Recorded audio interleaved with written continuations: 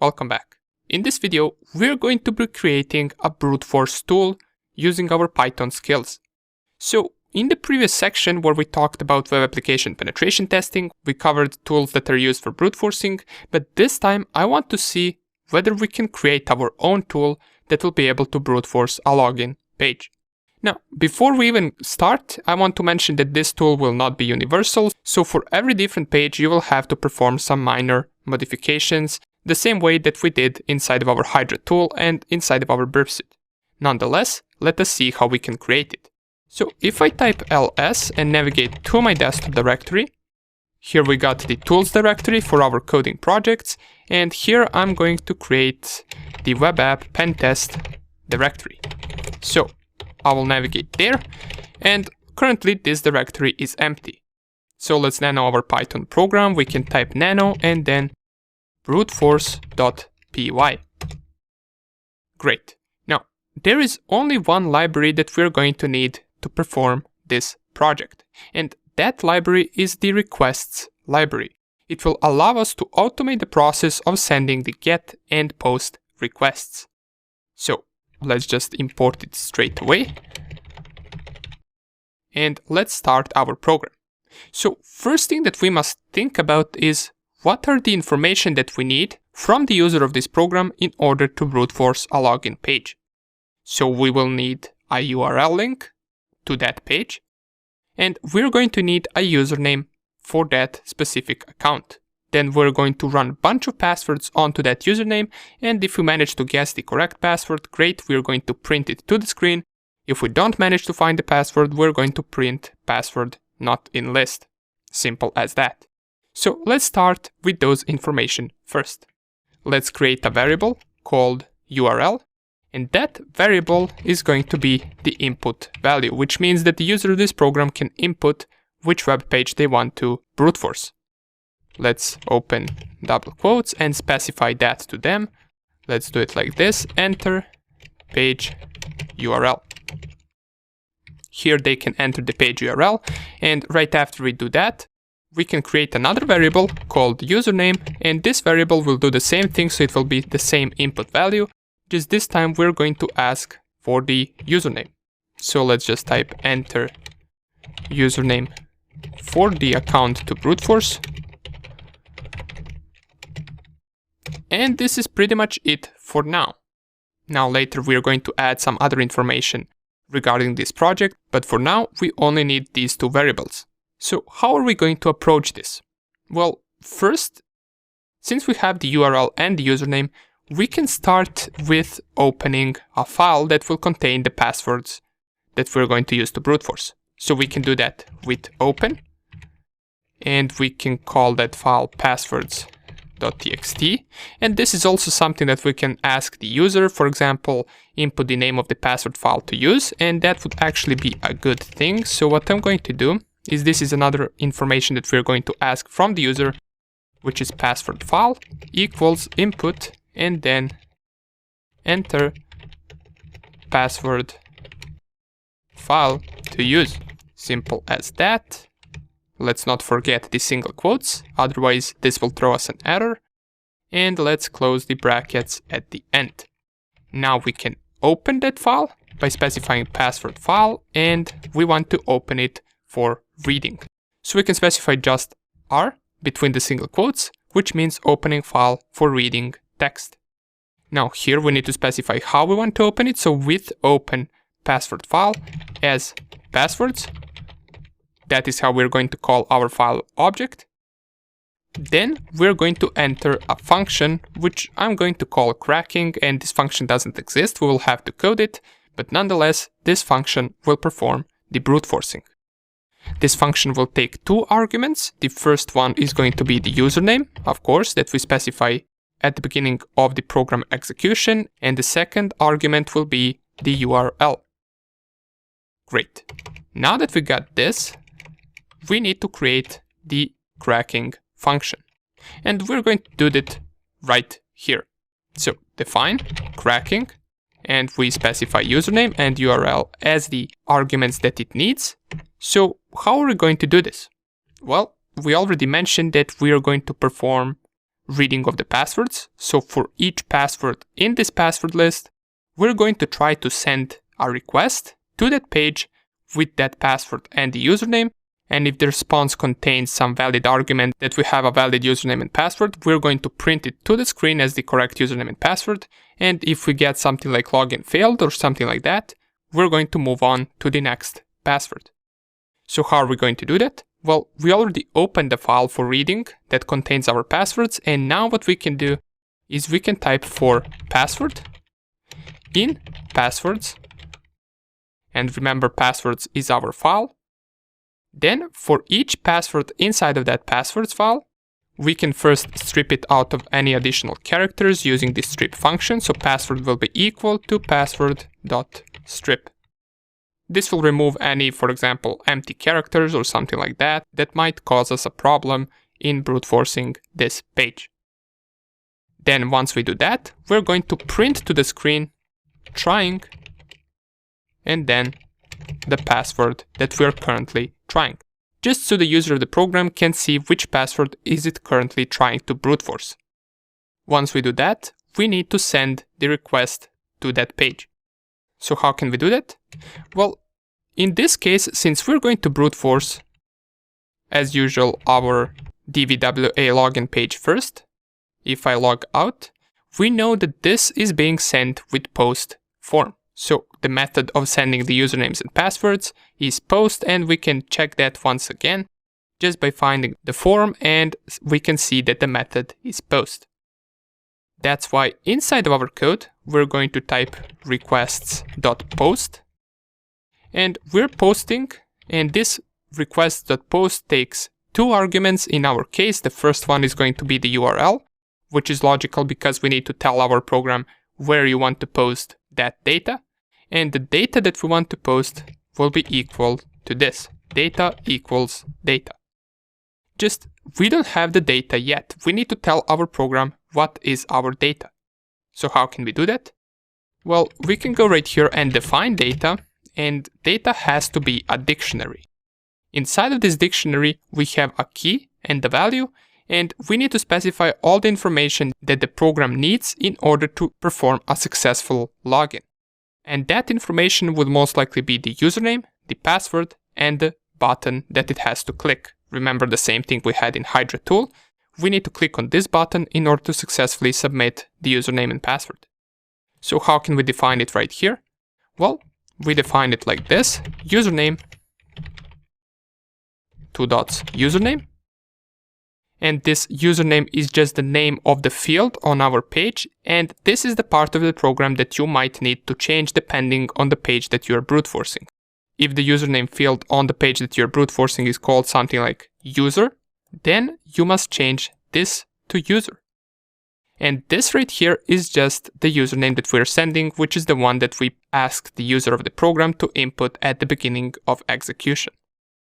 The same thing we must do for passwords, and the reason why I'm already typing the username fields is because I already know that the name of the fields is username and password, because we already checked that in our web application penetration testing section.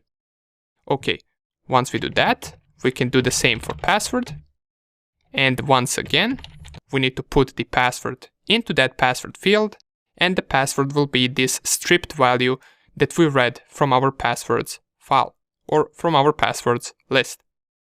And the last argument that we need to specify is going to be the button. As you remember, once we send it right here, the button name is login and the type of button is submit. So we must specify it like that. Just this time, both of these values are going to be between the single quotes because none of them is an actual variable. So this is going to be our data. And in this requests.post, we're sending that data to our URL. And luckily our request library will perform everything else for us, so it will know where to put this data that we're sending. Of course, instead of just sending this data, we also want to store the response somewhere. So we can create a response variable, and that response variable will be equal to whatever the return value is from this requests.post function. And the return value is going to be the HTML page of the response. once we receive the response, we have to check whether the password was correct or not. So how can we do that? Well, we can do that the same way that we did inside of our Hydra. Remember that in Hydra we had to specify the string that occurs once we specify the incorrect username and password, which is this down here, as we can see login failed. Well, we can do something similar inside of our program. Let's ask the user of the program first. We can create a variable, login failed string, and we can ask the user enter string that occurs when login fails. Simple as that. And once they enter the string, hopefully they enter something like failed or login failed. They don't have to enter the entire thing, they can just enter failed, which occurs on this page once you specify incorrect username and password. Then what we can do is we can check whether we find that string inside of our response. Now, to do that, we must type the if statement. And if statement will be something like this. If login underscore failed underscore string in response.content.decode, then we have the incorrect password. And the reason why we're decoding this is because otherwise it won't be able to find this value inside of our content. So we must decode it first, and then it is basically searching for this string inside of the HTML page of the response. If it finds that string, that means we found the incorrect password, because that occurs only when it is incorrect. That's why we're just going to pass. We're not going to do anything. And if it doesn't find, which would be the else statement, then what we can do is we can print found username and we can plus the username, and we can print the same thing for the password. So found password and plus password. So this will print the current username, which is always the same, and it will print the current password, which is currently in this iteration of this loop, which will be the correct password because it didn't find this string inside of it. After we find it, we can just exit the program. There is no need to continue brute forcing, so we can just exit out of the program. Okay, now that we did this, let us see whether this works. So if I go down here, and once we finish the cracking of the function, we can also print at the end, in case it doesn't find anything, password not in list. So we can just do it like this. Once it finishes the cracking function, it will go to this statement and it will print password not in list. If it finds the password, it will go to this statement right here and it will exit out of the program, so this will never get printed. Let's give it a try to see whether this works. So if I Ctrl O to save, and the first thing that I want to do is I want to copy the passwords.txt file that I got on my desktop to the home Mr. Hacker desktop, tools, and then web app penetration testing. And if I ls, here we're going to have our passwords.txt file. And since this seems to be an incorrect passwords.txt file, I'm just going to delete this and I'm going to create a new one. Not really sure where is the last one, but let's just create it real fast. So the passwords can be something like test 123, 123, 4, 5, 6, 7, password 123, admin, root, and then the correct password. So we're just going to write password right here. And let's also write the password for the Gordon account, just so we can test two different accounts. And let's write another incorrect password at the end, which could be ABC. Okay, this is just the test example of the program, and let's Ctrl O and let's Python 3 our brute forcer.py. So the first argument that it asks is the page URL. So what we can do is we can visit that page, copy the link to that page, and paste it right here. http://192.168.1.2/dbwa and then /login.php. Click enter. It asks for the username for the account to brute force. We're going to use admin. The password file to use is passwords.txt. And make sure if the password file that you want to use is outside of the directory of your program, you will need to specify the entire path to that file. Once we do that, let's click enter, and it asks us for the string that occurs when login fails, and we can just type login failed, because that is what occurs on our page right here. For different pages, this will be different. Press enter, and it found the correct username and correct password. And it did it really fast. It tried these 7 passwords, none of those worked, then it ran onto the password and it printed out found username and found password. Let's also try for the Gordon just to make sure everything works. So I'm going to paste the link, or just type it in. The username is this time going to be Gordon B. The passwords file is going to be passwords.txt, and the string is going to be once again login failed. Press enter, and it also finds the username and the password for that account as well. Great, our program works. But let's also see how would we be able to brute force the inner page of this DVWA program or application. We also got this brute force page right here. But this is something that we'll have to brute force differently. Why? Well, first, it requires different type of request. It requires the GET request. And the second thing is this can only be brute forced within a current session. So if we are not logged into this page, we cannot even access this brute force page, and therefore we cannot really brute force. So we must also see how we can send this session inside of our program so we can be able to brute force this username and password. Let's give it a try. If I go to our program and nano the bruteforce.py, first thing that we must specify, as I already said, we're going to need to specify the session. So we need to ask for the user for the cookie value of that session. And they can just read it from the burp suite, just like we did once we covered our Hydra tool. So we can specify right here, enter cookie value.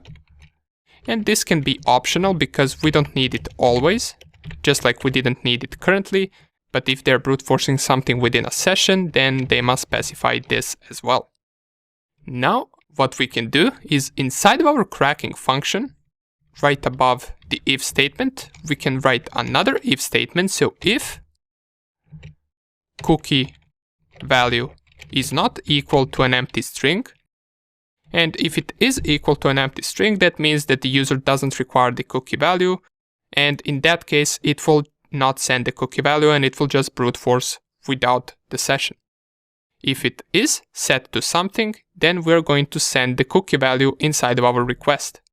So in this case, if response, if cookie value is not empty, that means we must send it. So the response will be equal to requests.get, and this time we're using get because inside of this page our form is using the method get. That's why this time we're using the requests.get. This is something that you want to change depending on the page that you're brute forcing. So requests.get, and the first parameter is going to be the URL. The second parameter, we're going to set our parameters, which we specify like params. And those params are going to be equal to, once again, a dictionary. And that dictionary will be rather the same like this. Just a few minor changes we're going to set. So copy this and we're just going to paste it right here. The first change is under the button. So the username and password field are named the same, like in our last page, as we can see right here. Inside of the form, the name for the username is just username, and the name for the password is password. But the login is not the same. We got the value for login to be login and the name for login to also be login. So we can set it like this. Login, and then 2 dots, and once again, login. And the last parameter to this function, or the last argument to this function, is going to be cookies that are equal to a dictionary of cookie value, 2 dots, and then cookie value variable. And you can read the name of that field by going to your burp suite, and once I, for example, specify test and test123 as our username and password here, and then I go and find that request inside of our burp suite. Let's find it real quick, and I believe it is this one right here. Yeah, here it is. We can see that the cookie field is named just cookie. That's why we specified right here as cookie between the single quotes, and we spaced the cookie value to that field. Once we do all of that, we have all of our parameters to this function, and this seems to not be able to fit inside of my screen, but it doesn't matter, it is there. And all we're left to do right now is create the else statement as well. And the else statement is going to be else.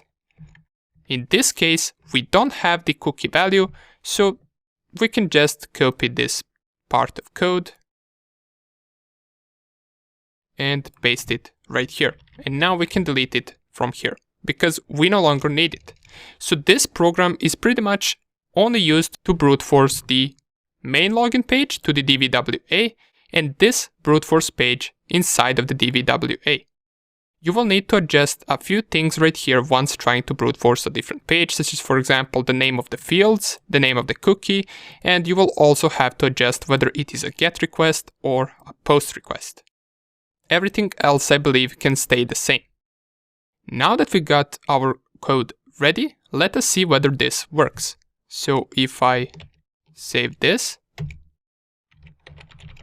and I go and try to run this, let's first of all try once again to brute force the main login page by typing dvwa/login.php. The username is going to be admin, the passwords file is going to be passwords.txt, and the string that occurs is going to be login failed. Cookie is going to be optional, so I'm just going to press enter because I don't need it for the main login page, and it will still manage to find it. But let's see whether it will manage to find the correct username and password if I use the cookie value and if I brute force inside of this session. Let's give it a try.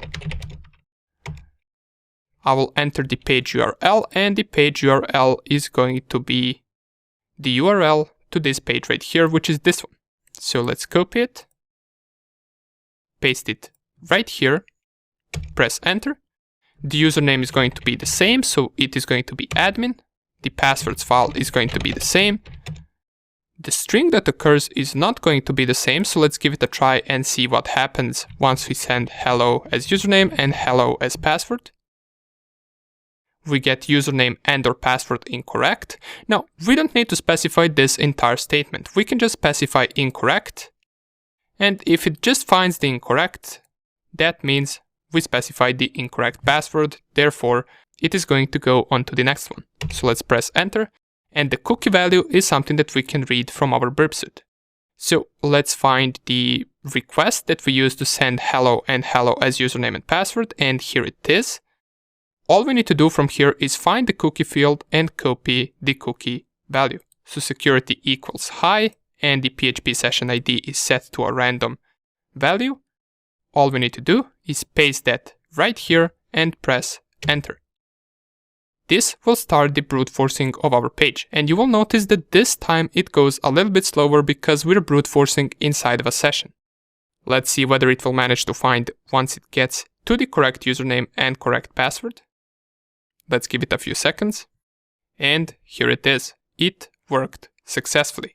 We found the correct username, which is admin, and the correct password, which is password, and now we can use that to log in to this page. As it says, welcome to the password protected area admin. So we successfully coded a brute forcer. Now you can perform some minor changes to make it even better, such as, for example, importing from term color, import the function colored, and this will allow us to print everything in a different color. For example, let's go down here And this first print statement we can print like this, colored. And at the end we specify inside of the, for example, let's print this in red. We close 2 brackets. And once we also find the correct username and password, we can print this in green. So print colored. At the end, we add comma and then green. And we close 2 brackets. Same thing we can do right here. And let's not forget the colored function right here. So colored. And now if we run this, python3 bruteforcer.py, let's use the regular main page, which is dbwa/login.php. Admin is the account, passwords.txt is the file, and failed is going to be the string that occurs. And it is even better, right now it prints the incorrect passwords in red color, and once it finds the correct username and correct password, it prints it in green. Great. We coded our project, everything works perfectly, just don't forget to change certain values inside of our program once you try this on a different web page. The 2 main things that you need to keep an eye on is the name of the fields inside of our source code. So you just find the form and you see how the fields are named. Then you use that inside of your dictionary, and the next thing that you need to pay attention to is the method that is used to send these usernames and passwords, whether it is a get method or post method. And at last, you also need to check the name of the button. So this can basically be named anything. That's why you always need to view page source and check it out before running your program. Great. Thank you for watching this coding project. We're getting better and better in Python, and in the next lecture, we're going to create another small project in Python that will be used to brute force directory names inside of a web page. This will be a smaller program than this one, but nonetheless, it will still be a useful program that you will use in your penetration tests. See you in the next video.